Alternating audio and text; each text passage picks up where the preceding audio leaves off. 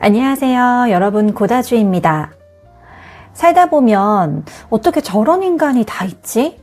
싶어서 기가 막힐 때가 있으시죠? 오늘 사연이 딱 그렇습니다.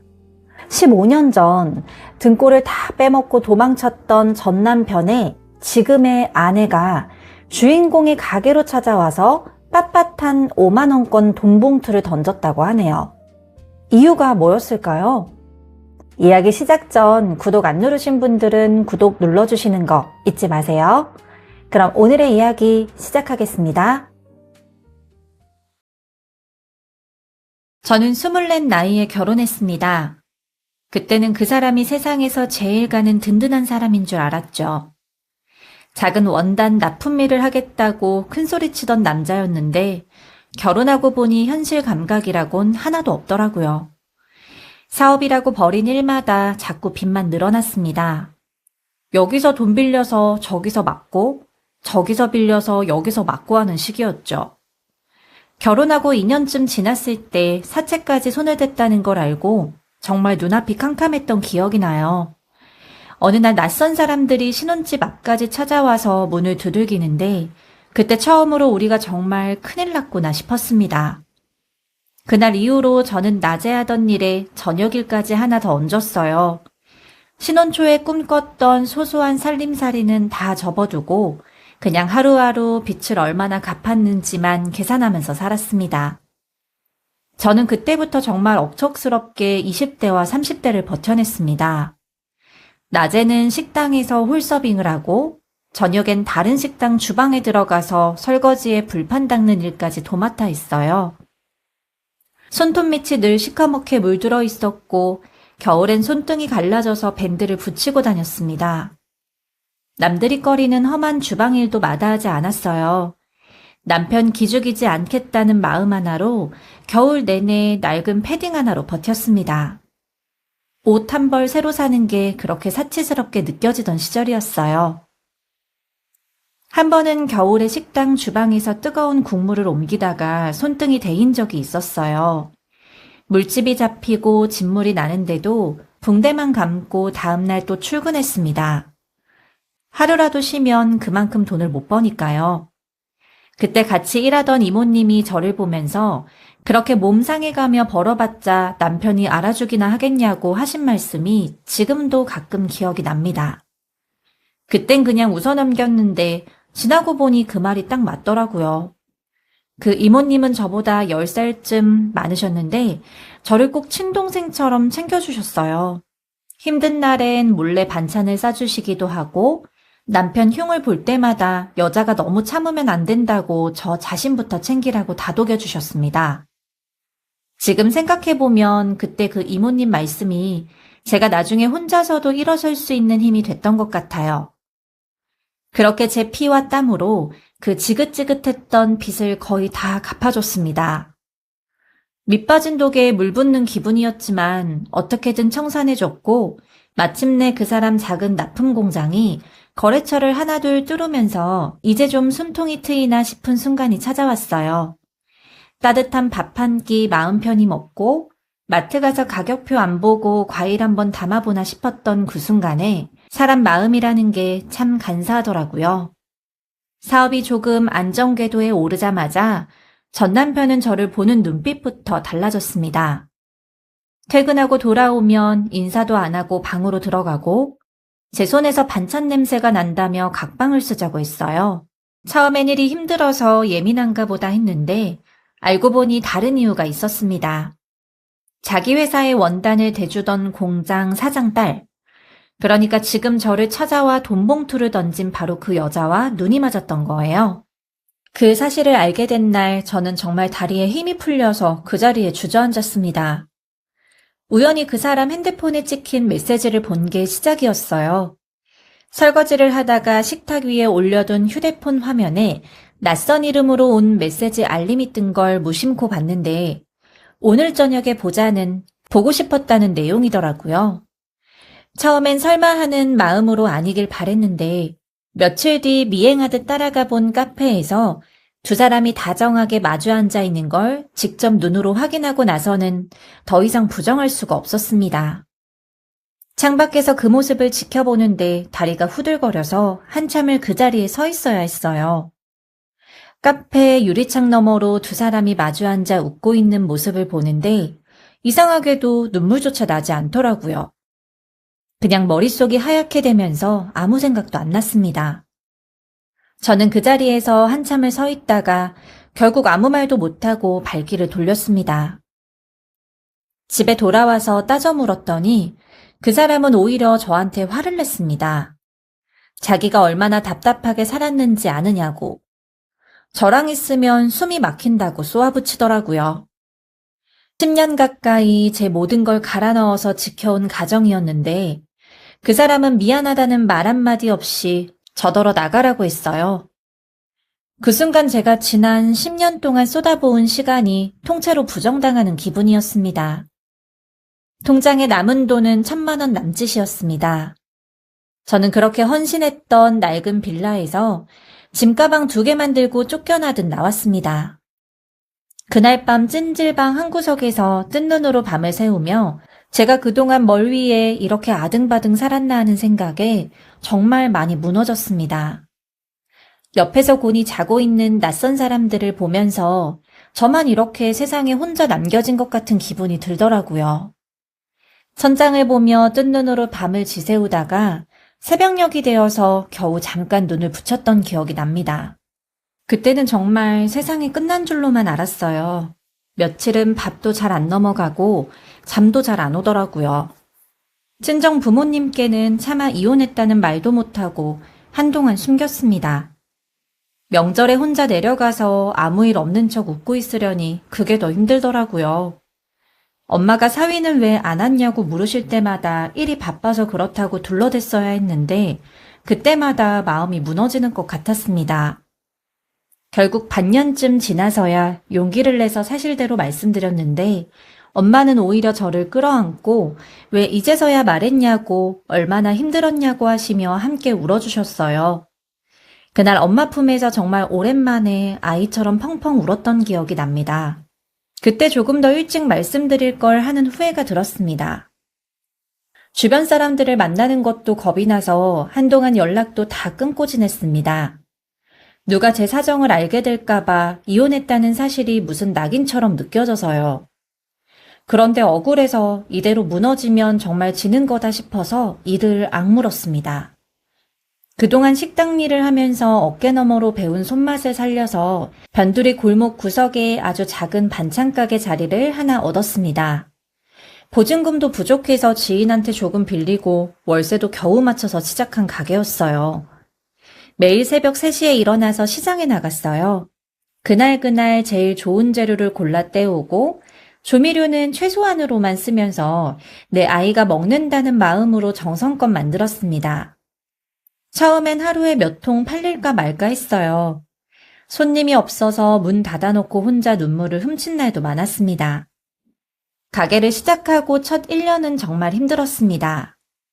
월세도 겨우 맞추던 시기였는데 어느 달엔 재료비랑 월세를 다 내고 나면 제 밥값이 없어서 며칠을 물에 밥만 말아 먹은 적도 있어요. 건물주 아저씨가 2달치 월세가 밀리자 가게 문 앞에서 다음 달까지 못 채우면 나가라고 하셨을 때는 정말 눈앞이 캄캄했습니다. 그날 밤 가게 셔터를 내리고 혼자 계단에 앉아서 얼마나 서럽게 울었는지 몰라요. 그날은 마침 비까지 내려서 계단 처마 밑에 쪼그려 앉아 빗소리를 들으며 정말 하염없이 울었던 기억이 나요. 지나가던 옆 가게 사장님이 저를 보시고는 우산을 씌워주시면서 다들 그런 시기 겪는다고 조금만 더 버텨보자고 다독여 주셨던 게 아직도 잊혀지지 않습니다. 그 말 한마디가 그날 밤 저를 다시 일으켜 세워준 힘이었어요. 그렇게 몇 년을 버틴 끝에 골목 구석의 작은 반찬 가게가 입소문을 타기 시작했습니다. 근처 아파트 분여회에서 소문이 나면서 손님이 조금씩 늘었고 나중엔 인근 회사들 단체 주문까지 받게 됐어요. 명절쯤엔 하루 종일 포장만 해도 손이 모자랄 정도로 바빠졌고 직원도 1명, 2명 늘려가면서 조금씩 규모를 키웠습니다. 처음엔 저 혼자 새벽부터 밤까지 매달렸는데 나중엔 직원 3명 그리고 5명으로 늘어나면서 저도 조금씩 숨 돌릴 틈이 생겼어요. 몇 년 전엔 큰맘 먹고 대출을 받아서 지금 자리로 매장을 옮겼는데 그때 처음으로 제 이름으로 된 사업자 등록증을 받아들고 얼마나 뿌듯했는지 몰라요. 매장을 넓히면서 냉장 설비도 새로 들이고 포장 라인도 따로 만들었습니다. 지금은 번듯한 중앙 주방까지 갖춘 지역 최고의 프리미엄 반찬 케이터링 매장으로 자리를 잡았습니다. 재벌가 사모님 같은 대단한 타이틀은 아니지만 제 두 손으로 하나하나 일군 떳떳한 성공이었죠. 지금의 남편을 만난 것도 그 가게에서였습니다. 처음엔 그냥 근처 은행 다니는 손님인 줄로만 알았어요. 점심시간마다 들러서 반찬 몇 가지 사가시는 분이었는데 언제부턴가 저한테 이런저런 말을 걸기 시작하더라고요. 재료는 어디서 사시냐, 이 나물무침은 어떻게 만드는 거냐 하면서요. 처음엔 그냥 반찬에 관심이 많은 손님인가 보다 했는데 시간이 지날수록 대화가 점점 길어지더라고요. 나중에 알고 보니 그분이 매일 오시는 이유가 저였다는 걸 알고 얼마나 당황했는지 몰라요. 남편은 은행 기업금융 쪽에서 오래 일한 사람입니다. 기업들 대출 심사를 맡고 있는데 회사 형편을 들여다보고 대출을 내줄지 말지 결정하는 자리라고 하더라고요. 재무제표며 매출 자료며 서류만 수십 장씩 검토해야 하는 일이라 퇴근이 늦어지는 날도 많다고 했습니다. 처음엔 저도 그게 정확히 어떤 일인지 잘 몰랐는데 살면서 알아갈수록 정말 무거운 책임이 따르는 자리라는 걸 느꼈습니다. 그런데 제 앞에서는 그냥 소탈하고 다정한 사람일 뿐이었습니다. 처음엔 그냥 점심시간마다 들르는 손님이었는데 어느 날부턴가 마감 시간에 맞춰오더니 가게 정리하는 걸 도와드리겠다며 박스를 나르기 시작하셨어요. 처음엔 부담스러워서 괜찮다고 몇 번을 사양했는데 그분은 그냥 묵묵히 무거운 것들을 옮겨주고 가시더라고요. 비 오는 날엔 우산도 없이 뛰어와서 재료 박스가 젖지 않도록 도와주시기도 했습니다. 그런 모습을 보면서 저도 모르게 조금씩 마음이 열리기 시작했던 것 같아요. 그러다 자연스럽게 저녁도 같이 먹게 되고 이런저런 이야기를 나누게 되었습니다. 제 과거 이야기를 하는 게 정말 부끄러웠는데 그분은 끝까지 묵묵히 들어주시더니 제 거칠어진 손을 가만히 잡고 이 손이 얼마나 힘들게 살아왔는지 다 보인다고, 이런 사람이 좋다고 말씀하셨어요. 그 말에 저는 그 자리에서 눈물이 왈칵 쏟아졌습니다. 그동안 누구한테도 힘들다는 말 한 번 제대로 하지 못하고 살았거든요. 프로포즈도 참 소박했습니다. 화려한 이벤트 대신 저희 매장 마감 후에 둘이 앉아서 도란도란 이야기를 나누다가 남편이 반지 상자를 슬며시 꺼내면서 이제 같이 이 가게를 지켜나가자고 말하더라고요. 저는 그 순간 정말 많이 울었습니다. 누군가 제 곁을 지켜준다는 게, 그것도 제가 이룬 것을 함께 지켜나가자고 말해주는 게 그렇게 벅찰 수가 없었어요. 그렇게 저희는 화려하진 않아도 단단한 가정을 꾸렸습니다. 그런데 어느 날 매장 사무실에서 장부를 정리하고 있는데 화려한 명품 가방을 든 여자가 코를 찌르는 향수 냄새를 풍기며 들어왔습니다. 15년 전 제 남편을 빼앗아간 바로 그 여자였어요. 문이 열리는 소리에 고개를 들었을 때 저는 순간 시간이 멈춘 것 같은 기분이 들었습니다. 그녀는 매장 안으로 들어서면서부터 노골적으로 위아래를 훑어보는 눈빛이었습니다. 명품 옷을 쫙 빼입고 하이힐을 또각또각 소리내며 걸어오는 모습이 참 낯설게 느껴졌어요. 진열장 유리를 손끝으로 쓱 문질러 보기도 하고 반찬통 뚜껑을 열어 냄새를 맡아보는 척 하기도 했어요. 그러고는 진열된 반찬들을 마치 더러운 것 보듯 훑어보더니 저한테 뚜벅뚜벅 걸어와서 책상 위에 돈봉투를 탁 소리나게 던졌습니다. 우리 남편 회사가 이번에 은행에서 큰돈 받아서 더 크게 확장할 거예요. 예정 핑계로 찾아와서 알짱거리며 돈 뜯어낼 생각 말고 이거 받고 조용히 살아요. 기가 막히더라고요. 어디서 소식을 전해 들었는지 저를 아직도 하루 벌어 하루 먹고 사는 신세로 알고 유세를 떨러 온 게 뻔했습니다. 저는 자리에서 일어나지도 않고 그 봉투와 그녀의 얼굴을 번갈아 보다가 그냥 웃음이 났습니다. 그녀는 자기 남편 회사가 무리한 확장으로 자금난에 시달리고 있고 몇 달째 은행에 매달려 대출을 애원하고 있다는 걸 전혀 모르고 있는 눈치였습니다. 그리고 그 대출을 심사하는 사람이 바로 제 남편이라는 것도요. 그런데 그게 끝이 아니었어요. 그로부터 사흘 뒤 그 여자는 친구인지 지인인지 3명을 데리고 다시 매장에 나타났습니다. 다들 비슷한 명품 가방을 하나씩 들고 와서는 매장 안을 두리번거리며 소곤거리더라고요. 그 모습을 보는 순간부터 이미 심상치 않은 일들이 벌어질 것 같은 예감이 들었습니다. 이번엔 대놓고 반찬을 하나씩 집어들고는 유통기간이 지난 거 아니냐, 손으로 만지고 다시 넣는 걸 봤다며 큰 소리로 떠들기 시작하더라고요.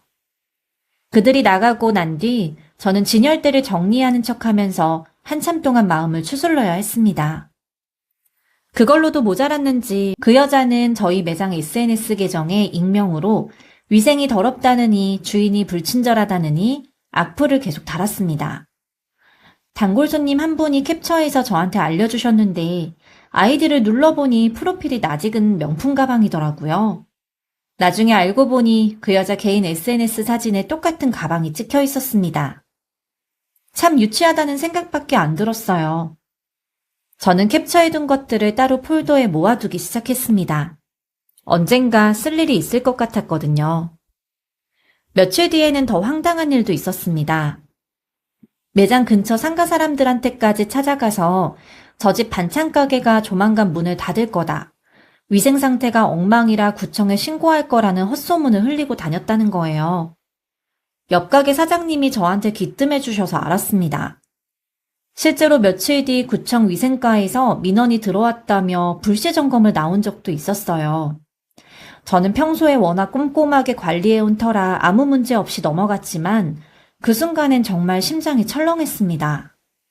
점검 나오신 공무원분이 냉장고 온도까지 하나하나 재보고 유통기한 라벨까지 다 확인하고 가셨는데 다행히 지적사항 하나 없이 끝났어요. 오히려 이렇게 깨끗하게 관리하시는데 무슨 민원이 들어왔는지 모르겠다며 말씀해 주셔서 그나마 위안이 됐습니다. 그런데 며칠 뒤에는 정말 상상도 못할 일이 벌어졌습니다. 저희 매장에서 3년 넘게 일해온 주방 직원 언니한테 그 여자가 따로 연락을 해서 만나자고 했다는 거예요. 그 언니는 저희 매장 초창기부터 함께 해온 저한테는 가족 같은 사람이었습니다.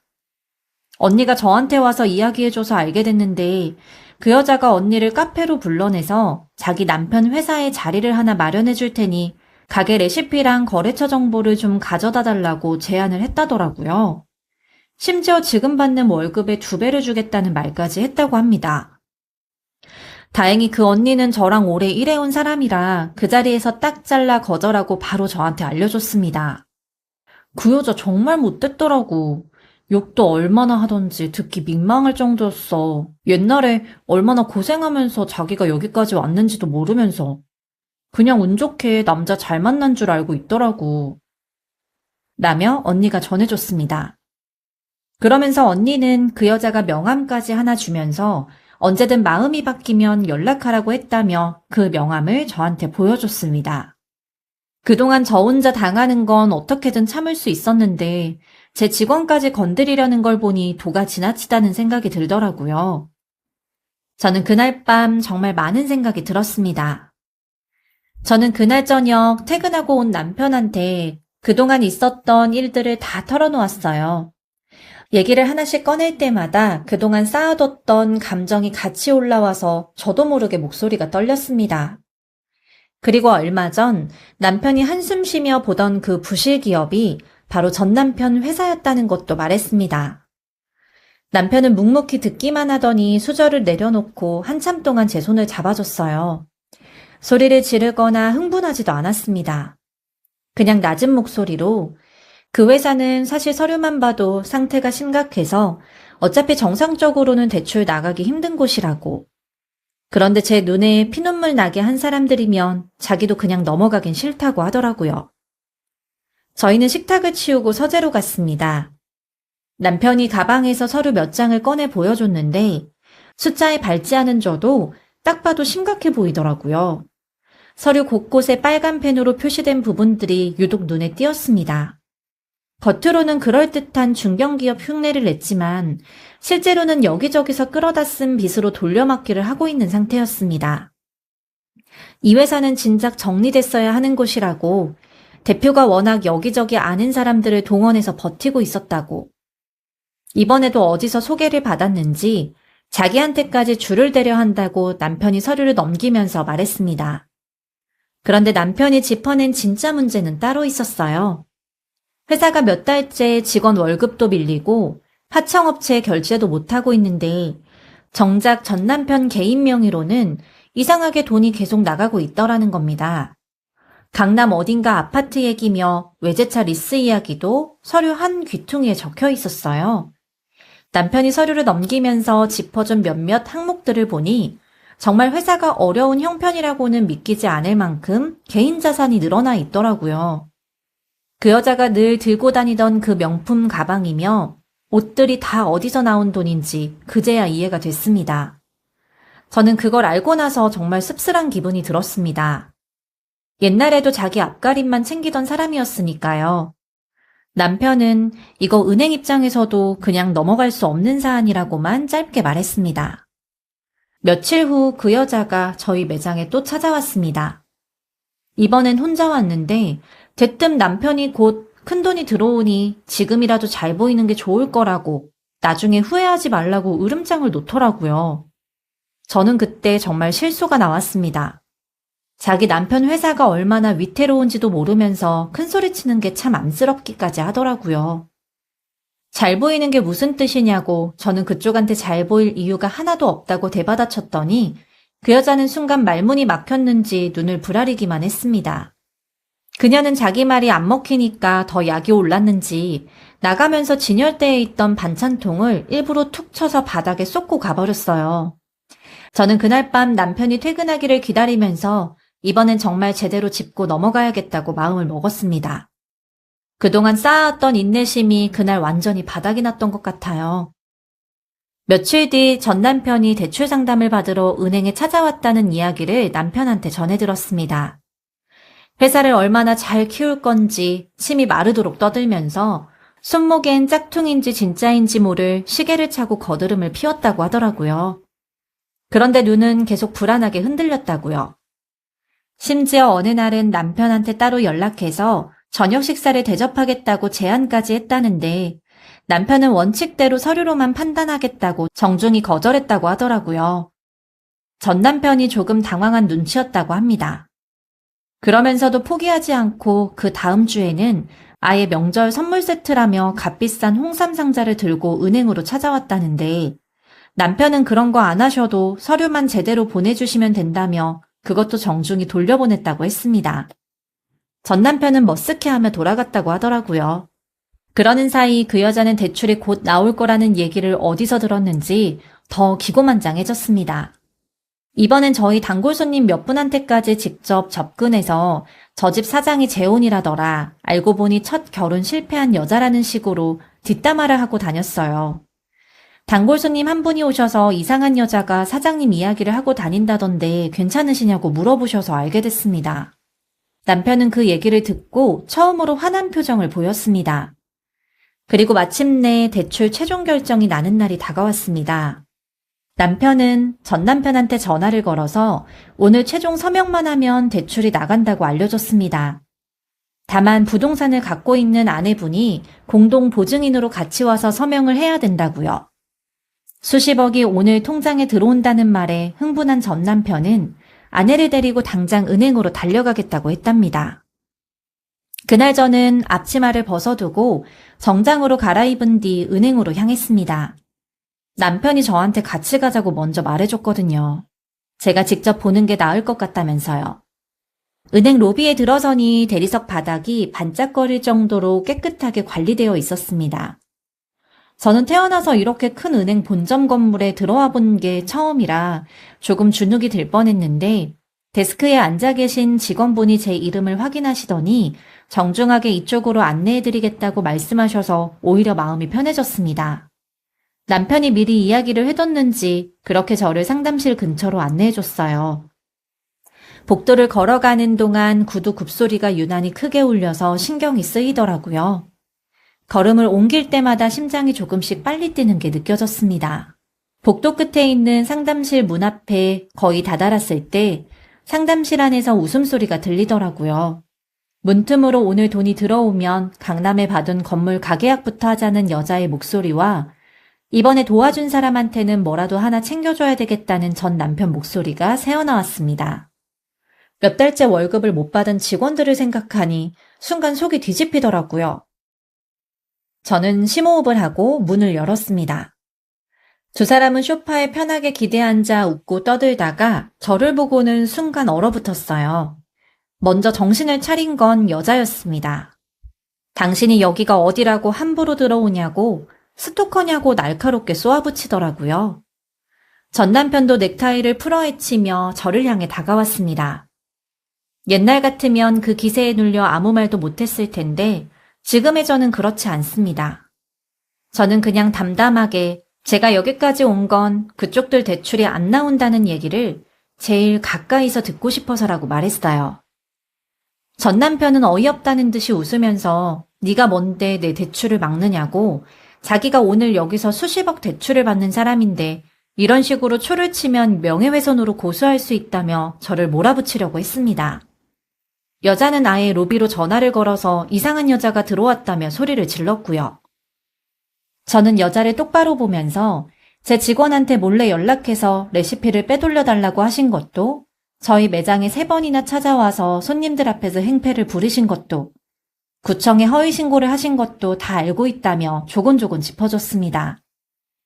여자는 순간 흠칫하더니 무슨 소리냐고 그런 적 없다고 발뺌하기 시작했습니다.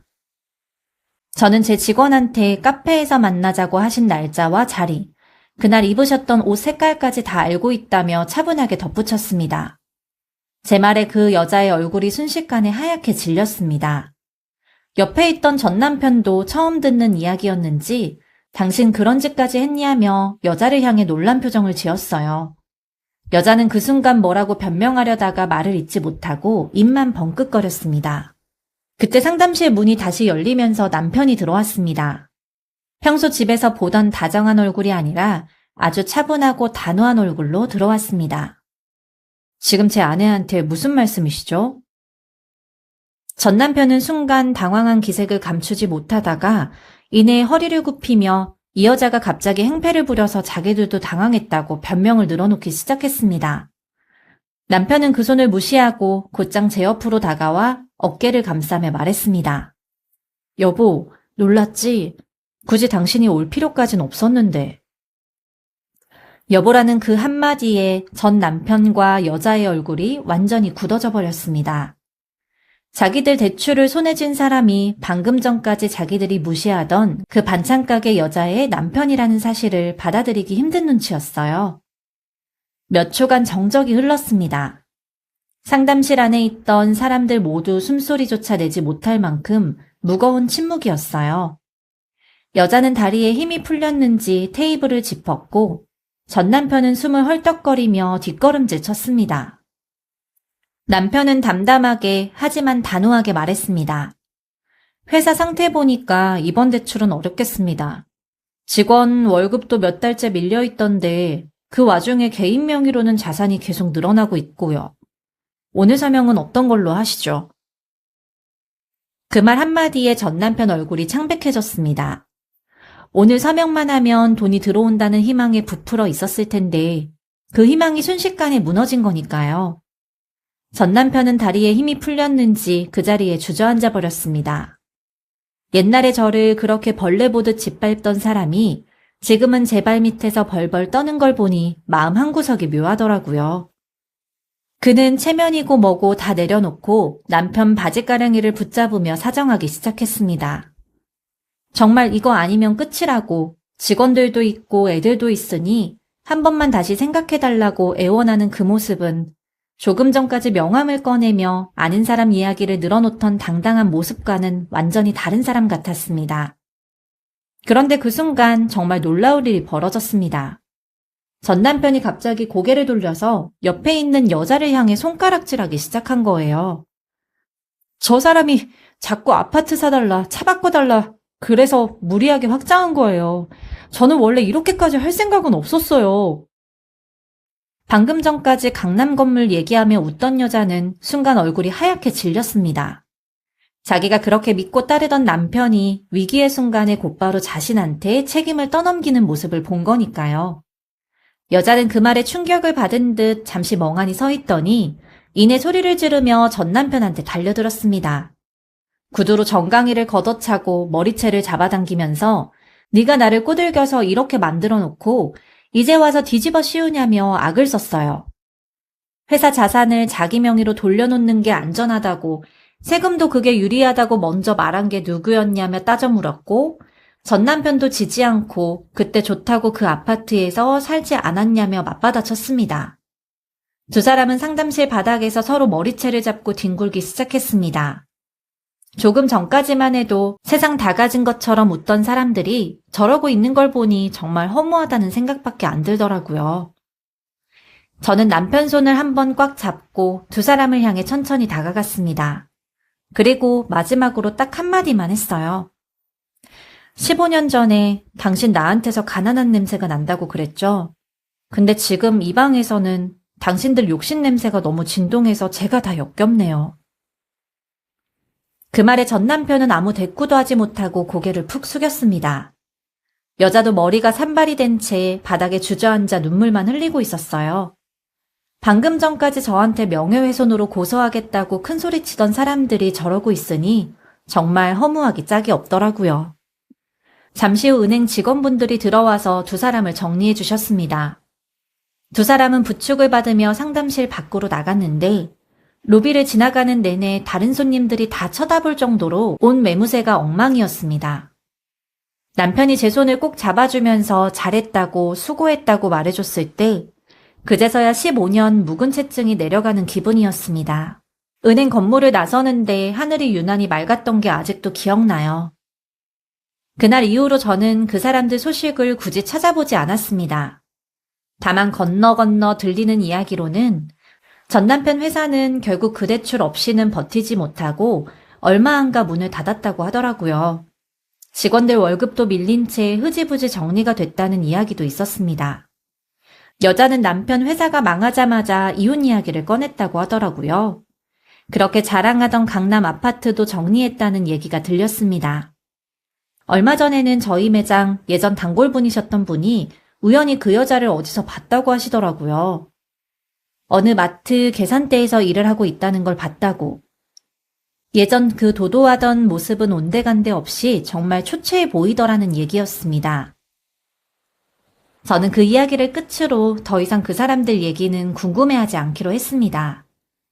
새벽마다 직접 나가던 시장도 이제는 믿을 만한 직원한테 맡기고 저는 매장 운영과 신메뉴 개발에 더 신경 쓰고 있고 요즘은 형편이 어려운 이웃들한테 매주 반찬을 조금씩 나눠드리는 일도 하고 있어요. 특히 혼자 아이를 키우시는 분들 위주로 챙기려고 합니다. 처음엔 저 혼자 몇 집 챙기는 걸로 시작했는데 지금은 직원들도 다 같이 동참해서 매주 도시락 30여 개를 준비해서 근처 지역아동센터랑 몇몇 가정에 전달하고 있어요. 처음 시작할 때는 그냥 제 마음 편하자고 하는 일이라고 생각했는데 시간이 지날수록 이게 오히려 저한테 더 큰 힘이 되더라고요. 힘든 하루를 보내고도 도시락을 나눠드리고 오면 마음이 한결 가벼워지는 걸 느낍니다. 여러분 중에서도 억울한 일 겪고 계시는 분들 있으실 거예요. 그래도 포기하지 마시고 하루하루 버텨내시길 바랍니다. 정직하게 쌓아온 것들은 결국 배신하지 않더라고요. 네, 오늘의 이야기는 여기까지입니다. 사연을 들으시면서 답답했던 마음이 조금이나마 풀리셨기를 바랍니다. 오늘의 이야기가 통쾌하셨다면 구독과 좋아요 그리고 따뜻한 댓글로 응원 부탁드려요. 여러분들의 남은 하루도 평온하시길 그리고 행복하시길 진심으로 응원하겠습니다. 감사합니다.